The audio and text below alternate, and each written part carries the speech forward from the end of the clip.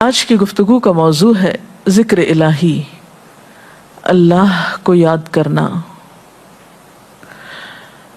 اللہ تعالیٰ کو یاد کرنا خوبصورت ترین کاموں میں سے ایک کام ہے، بہترین عبادات میں سے ایک عبادت ہے۔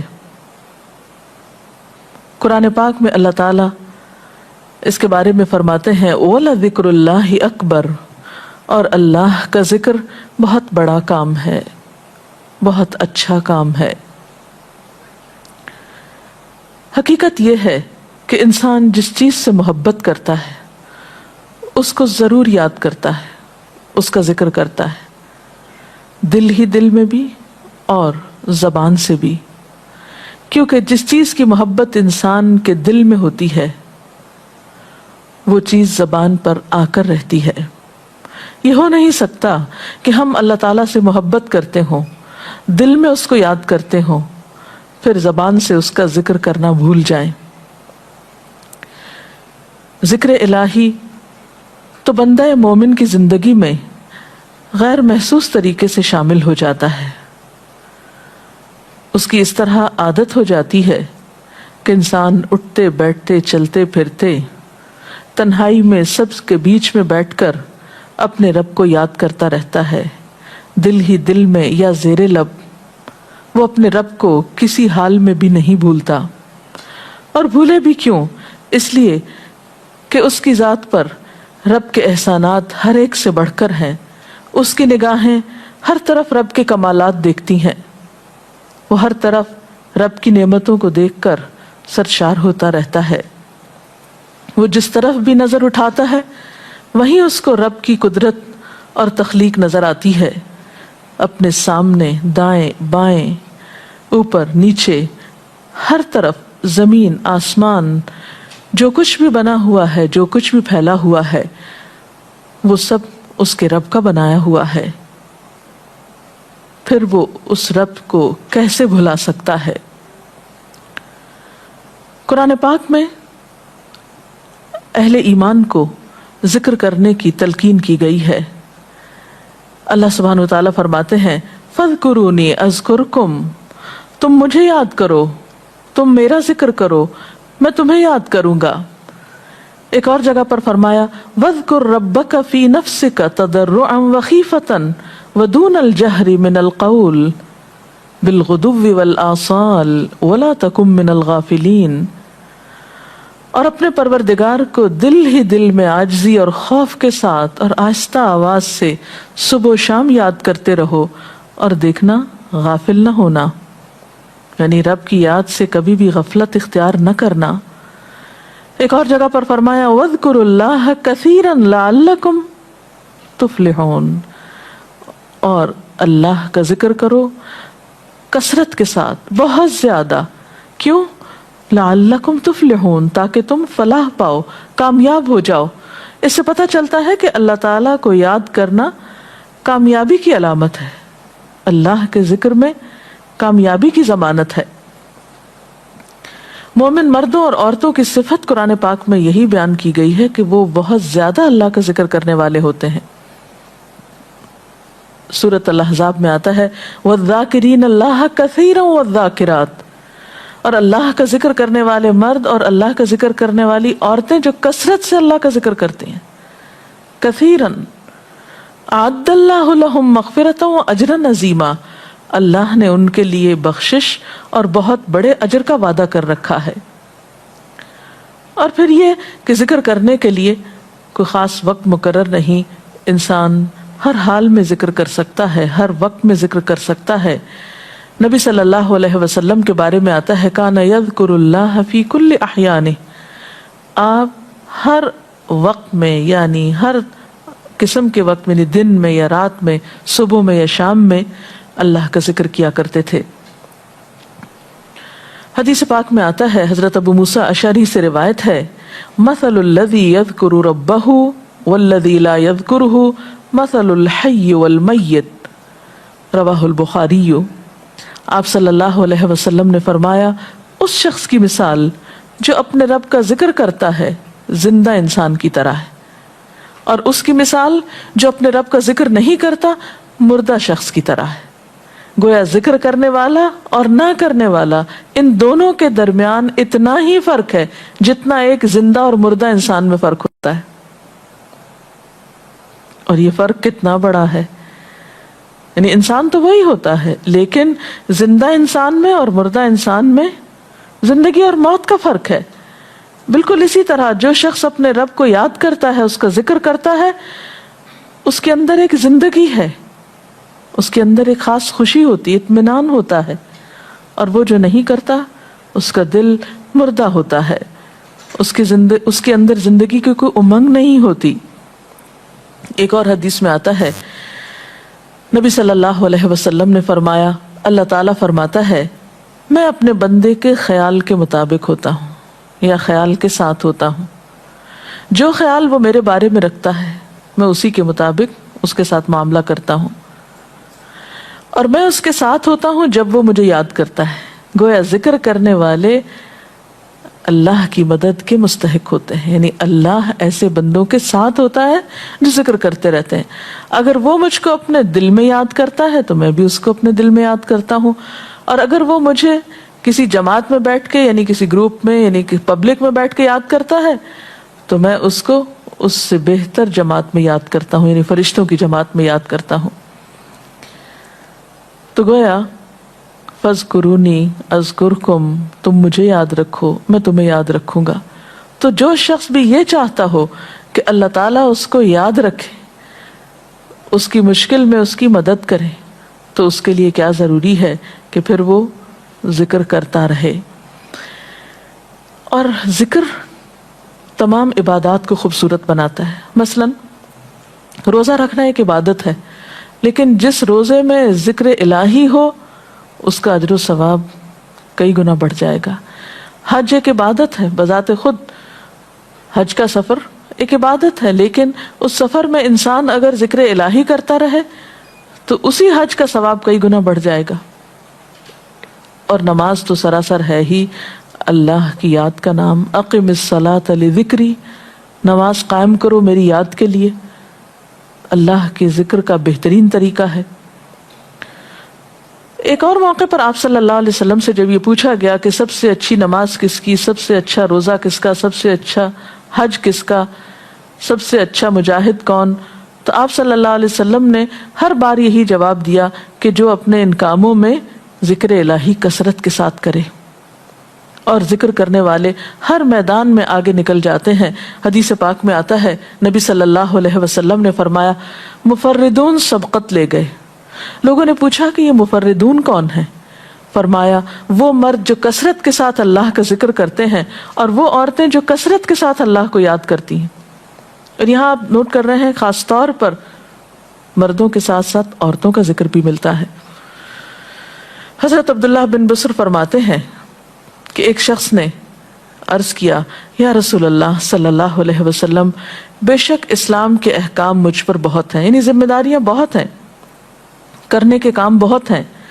آپ مجھے کوئی ایسی بات بتائیں جسے میں اپنے لیے لازم کر لوں، یعنی میرے لیے آسان ہو اور میں پابندی سے کر سکوں.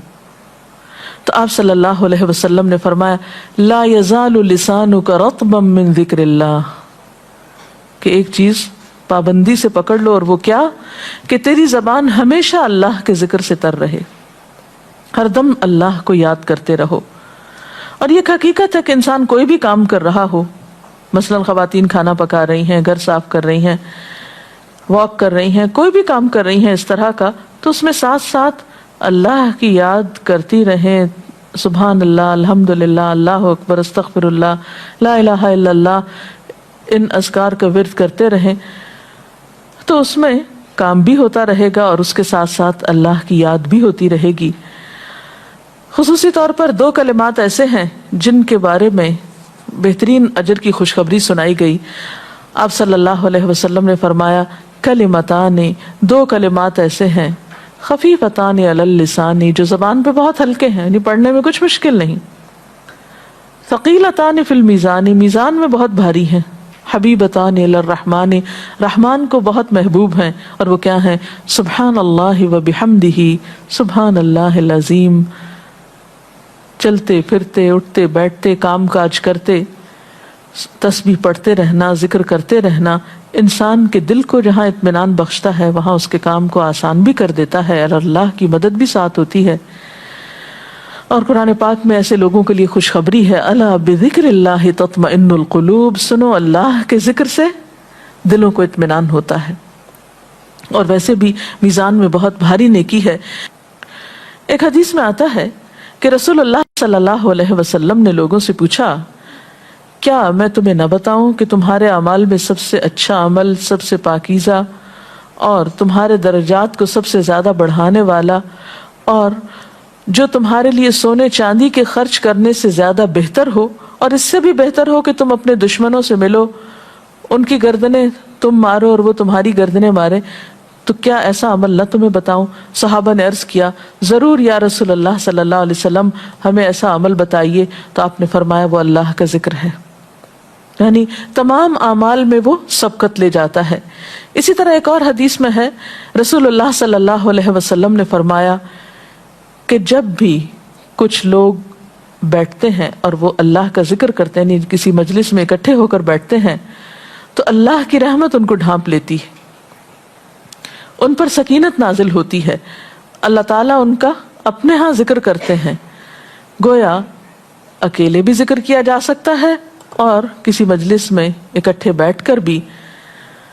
پھر اسی طرح صبح و شام بھی، جیسا کہ قرآن پاک میں آتا ہے، وَسَبِّحْ بِحَمْدِ رَبِّكَ قَبْلَ طُلُوعِ الشَّمْسِ وَقَبْلَ غُرُوبِهَا، اپنے رب کی تسبیح بیان کرو سورج نکلنے سے پہلے اور اس کے غروب ہونے سے پہلے۔ ایک اور جگہ پر آتا ہے وَسَبِّحْ بِحَمْدِ رَبِّكَ بِالْعَشِيِّ وَالْإِبْكَارِ، اپنے رب کی حمد و ثنا بیان کرو عشی کے وقت یعنی عصر کے وقت، والابکار اور صبح کے وقت۔ عشی کا لفظ جو ہے یہ زوال شمس سے غروب شمس کے درمیانی وقت کو کہتے ہیں۔ پھر اسی طرح انبیاء علیہ السلام کے بارے میں ہم دیکھتے ہیں، حضرت داؤد علیہ السلام بہت خوبصورت آواز سے، بہت خوبصورت انداز میں اللہ تعالیٰ کا ذکر کیا کرتے تھے۔ نبی صلی اللہ علیہ وسلم نے ایسے لوگوں کے بارے میں بہت خوشخبریاں دی ہیں، اور سب سے بڑی خوشخبری کیا ہے کہ خود اللہ تعالیٰ کا تقرب انسان کو حاصل ہوتا ہے، انسان کے گناہوں کا کفارہ ہوتا رہتا ہے، اور بعض اذکار جو بظاہر تو بہت معمولی نظر آتے ہیں لیکن ان کا اجر و ثواب اتنا ہے کہ انسان حیران ہوتا ہے کہ اتنے کم کلمات کے بدلے اتنا بڑا ثواب۔ جیسے نبی صلی اللہ علیہ وسلم نے فرمایا کہ الحمدللہ کہنا میزان کو بھر دیتا ہے۔ اب الحمدللہ دو لفظ ہیں، لیکن جو شخص دل سے اس کو ادا کرتا ہے تملا المیزان، میزان بھر جاتا ہے اس سے۔ سبحان اللہ، الحمدللہ کے کلمات آسمان اور زمین کے درمیان کو پر کر دیتے ہیں، یعنی اتنا اجر و ثواب ہے ان چھوٹے چھوٹے کلمات کا بھی، لیکن اکثر شیطان ہمیں ان سے غافل رکھتا ہے۔ تو ضرورت اس بات کی ہے کہ ہم کثرت کے ساتھ اللہ کو یاد کرنے والے ہوں، تاکہ ہمارے دین و دنیا کے کام سنور جائیں اور آخرت میں اللہ کے محبوب اور مقرب بندوں میں ہمارا شمار ہو۔ اگر اس سلسلے میں آپ کے ذہن میں کوئی سوال ہے تو آپ کر سکتے ہیں۔ جی آپ پوچھیں۔ محترم ڈاکٹر صاحبہ، ہمیں آپ بتائیں گے کہ مسنون اذکار کی طرف ہمیں رہنمائی فرمائیے۔ بہت سی کتابیں ایسے ہیں جس میں نبی صلی اللہ علیہ وسلم سے ہر موقع کی مناسبت سے اذکار مذکور ہیں۔ مثلا آپ دیکھیے کہ آپ صلی اللہ علیہ وسلم جب نیند سے بیدار ہوتے تھے تو اس وقت اللہ تعالیٰ کے ذکر سے دن کا آغاز کرتے تھے۔ صبح کے وقت الحمدللہ الذی احیانا بعدما اماتنا والیہ النشور۔ پھر اسی طرح بستر سے اٹھنے کے بعد انسان اپنے قضاء حاجت کے لیے اگر واش روم میں جاتا ہے تو اس وقت بیت الخلاء میں داخل ہونے کے وقت کا ذکر ہے۔ پھر بیت الخلاء سے باہر آنے کے وقت نبی صلی اللہ علیہ وسلم جب تہجد کے وقت اٹھتے تھے تو وضو سے پہلے آسمان کی طرف نگاہ اٹھا کر سورۃ آل عمران کی آخری آیات پڑھا کرتے تھے۔ پھر اسی طرح سحری کے وقت خاص طور پر استغفار کا حکم ہے۔ پھر انسان وضو کرتا ہے تو وضو سے قبل اور وضو کے آخر میں ذکر بتایا گیا۔ اور وضو کے آخر کا ذکر سبحانک اللہم و بحمدک اشہد ان لا الہ الا انت استغفرک و اتوب الیک کا اتنا ثواب بتایا گیا کہ ایسے شخص کے لیے جو پابندی کے ساتھ یہ ذکر کرتا ہے اس کے لیے جنت کے 8 دروازے کھل جاتے ہیں۔ پھر اسی طرح جب انسان گھر سے نکلتا ہے، مسجد کی طرف جاتا ہے، مرد حضرات، تو گھر سے نکلنے کے وقت کی دعا ہے، پھر اسی طرح راستے میں پڑھنے کی، پھر مسجد میں داخل ہونے کی، پھر مسجد کے اندر، پھر مسجد سے باہر نکلتے وقت، پھر دوبارہ گھر آتے ہوئے بازار سے اگر گزرتا ہے تو اس وقت کا ذکر ہے، پھر گھر میں داخل ہونے کا ذکر ہے، پھر اگر کچھ کھا رہا ہے انسان تو بسم اللہ پڑھ کر کھانے کا آغاز کرتا ہے اور الحمدللہ کے ساتھ پھر اختتام کرتا ہے، پھر اسی طرح چھینک آنے پر ذکر ہے، پھر مرغا اگر آزان دیتا ہے تو اس وقت کا ذکر ہے، پھر مؤذن کی آزان سن کر انسان اس کو جواب دیتا ہے، اس کے بعد کا پھر ذکر ہے، پھر اسی طرح انسان کسی کے ساتھ جب معاملہ کرتا ہے، کہیں وعدہ کر رہا ہے تو اللہ کو یاد کرتا ہے انشاءاللہ کہہ کے، پھر اسی طرح کوئی اچھی چیز دیکھتا ہے ماشاءاللہ کہتا ہے، کہیں استغفر اللہ کہتا ہے۔ تو بندہ مومن کی زندگی کا کوئی مقام اور کوئی موقع ایسا نہیں جس کے بارے میں نبی صلی اللہ علیہ وسلم نے کوئی نہ کوئی خوبصورت انداز کا ذکر نہ سکھایا ہو۔ حتیٰ کہ انسان شام ہوتی ہے تو پھر صبح و شام کے اذکار ہیں، پھر اسی طرح ہر نماز کے بعد کے اذکار ہیں، تسبیحات ہیں، پھر بستر میں جاتے وقت کی دعا ہے، پھر اسی طرح اگر آپ کسی بیمار کی عیادت کرنے کے لیے گئے ہیں تو اس وقت کی دعا ہے، اگر کوئی بیمار ہو جاتا ہے تو اس کے اوپر پڑھی جانے والی دعائیں ہیں۔ یعنی کوئی بھی زندگی کا گوشہ ایسا نہیں جس میں ذکر الہی کی طرف ہمیں متوجہ نہ کیا گیا ہو۔ اور حقیقت یہ ہے کہ انسان جب اس دنیا سے رخصت ہوتا ہے اور اگر لا الہ الا اللہ پر اس کی موت آتی ہے تو انشاءاللہ اس کے لیے بشارت ہے جنت میں جانے کی، لیکن یہ اسی وقت ہو سکتا ہے جب ہم اپنے عام حالات میں ذکر کے عادی ہوں۔ یہ نہیں ہو سکتا کہ عام طور پر ہم غافل رہیں اور اچانک موت کے وقت ہمیں یاد آ جائے۔ اور بات یہ ہے کہ جس خیر پر انسان دنیا سے رخصت ہوتا ہے اسی پر پھر قیامت کے دن اٹھایا جائے گا، اس لیے ذکر کو اپنی عادت میں شامل کر لینا چاہیے۔ جی آپ پوچھیے۔ ذکر اور دعا میں کیا فرق ہے؟ کیا دعا بھی ذکر میں شامل ہے یا ذکر اور دعا دو مختلف چیزیں ہیں؟ ذکر اور دعا دونوں ایک ہی چیزیں ہیں۔ ذکر کا مطلب ہے اللہ کو یاد کرنا۔ بعض اوقات انسان صرف دل میں یاد کرتا ہے، زبان سے نہیں بھی دہراتا تو وہ بھی ذکر شمار ہوتا ہے۔ بعض اوقات انسان کوئی مسنون کلمات کہتا ہے، بعض اوقات اللہ تعالیٰ کی تعریف اپنی زبان میں بیان کرنا، یہ بھی ایک طرح سے ذکر کرنا ہوتا ہے۔ اور دعا میں خاص طور پر کسی چیز کا مطالبہ کیا جاتا ہے، یہ کچھ مانگا جاتا ہے اللہ تعالیٰ سے۔ یعنی ہر دعا ذکر ہے لیکن ہر ذکر دعا نہیں ہوتی۔ ذکر کی کئی قسمیں ہیں جن میں سے ایک دعا بھی ہے۔ جی آپ پوچھیں۔ کیا ذکر کے لیے ہر وقت باوضو رہنا ضروری ہے؟ ذکر کے لیے ہر وقت باوضو رہنے کی شرط نہیں ہے۔ قرآن پاک میں اللہ تعالیٰ فرماتے ہیں الذین یذکرون اللہ قیاما وقعودا وعلی جنوبہم وَيَتَفَكَّرُونَ فِي خَلْقِ السَّمَاوَاتِ وَالْأَرْضِ رَبَّنَا مَا خَلَقْتَ هَذَا بَاطِلًا سُبْحَانَكَ فَقِنَا عَذَابَ النَّارِ۔ وہ لوگ جو اللہ کو یاد کرتے رہتے ہیں کھڑے ہو کر، بیٹھ کر، لیٹ کر، اپنے پہلوؤں پر، اور کائنات میں غور و فکر کرتے رہتے ہیں، کہتے ہیں کہ پاک ہے تو اے ہمارے رب، ہمیں آگ کے عذاب سے بچا۔ تو اس سے یہ پتہ چلتا ہے کہ انسان بیٹھ کر، چلتے پھرتے اور لیٹ کر بھی اللہ کو یاد کر سکتا ہے۔ اب لیٹنے کی حالت ایسی جس میں سونا بھی شامل ہے، تو سوتے ہوئے اگر انسان ڈر جائے یا کوئی برا خواب ہے تو اس وقت بھی ذکر کرنا، مسنون ذکر موجود ہے۔ یعنی اس وقت بھی نبی صلی اللہ علیہ وسلم نے دعا مانگنے کا طریقہ بتایا کہ اب کیا پڑھو، تاکہ تم اس خواب کے خوف سے، اگر کوئی ناپسندیدہ خواب ہے تو اس سے باہر آ جاؤ۔ تو اب آپ دیکھیں کہ سو کر تو وضو باقی نہیں رہتا، اور اگر اللہ کی یاد کے ساتھ ہر وقت باوضو ہونے کی شرط ہوتی تو پھر تو شاید ہی کوئی ذکر کر سکتا ہر وقت، کیونکہ ایک مشکل کام ہے۔ وضو نماز کے لیے شرط ہے، نماز وضو کے بغیر نہیں ہوتی، لیکن ذکر آپ وضو کے بغیر کر سکتے ہیں، اور اس میں درود شریف بھی شامل ہے، آیت کریمہ بھی شامل ہے۔ ہاں افضل ہے اگر آپ کو توفیق اللہ نے دی کہ آپ وضو کے ساتھ ہیں اور وضو کے ساتھ ذکر کریں، لیکن اگر باوضو نہیں ہے تو ذکر سے آپ کو کوئی چیز روک نہیں سکتی، الا یہ کہ آپ بیت الخلاء میں ہیں، اس وقت ذکر نہیں کرنا چاہیے۔ ادروائز آپ عام روٹین کے نارمل کاموں میں اللہ تعالیٰ کو یاد کر سکتے ہیں، خواہ وضو سے ہوں یا بغیر وضو کے ہوں. جی آپ. قرآن پاک جو ہم پڑھ رہے ہوتے ہیں تو کیا ضروری ہے کہ ہم بہت پراپرلی بیٹھ کر پڑھیں، یا ہم ٹیک لگا کے، یا ہم اپنے بستر پہ بھی پڑھ سکتے ہیں؟ افضل تو یہی ہے، پسندیدہ یہی ہے کہ انسان با ادب بیٹھے، لیکن اگر آپ قرآن پاک کا کچھ حصہ زبانی یاد کیے ہوئے ہیں، کچھ صورتیں ایسی آپ کو آتی ہیں اور آپ چلتے پھرتے ان کی دہرائی کرنا چاہتے ہیں تو ایسا بھی کر سکتے ہیں. اجتماعی ذکر کی کیا کیا صورتیں ہو سکتی ہیں؟ اجتماعی ذکر میں قرآن پاک کا پڑھنا، پڑھانا، سیکھنا، سکھانا، اس کو یاد کرنا، یہ تمام چیزیں آتی ہیں. اس کے ساتھ ہی آج کا پروگرام کا وقت ختم ہوتا ہے. اجازت چاہتے ہیں. السلام علیکم ورحمۃ اللہ وبرکاتہ. اللہ اکبر، اللہ اکبر، لا الہ الا اللہ، اللہ اکبر، اللہ اکبر وللہ الحمد.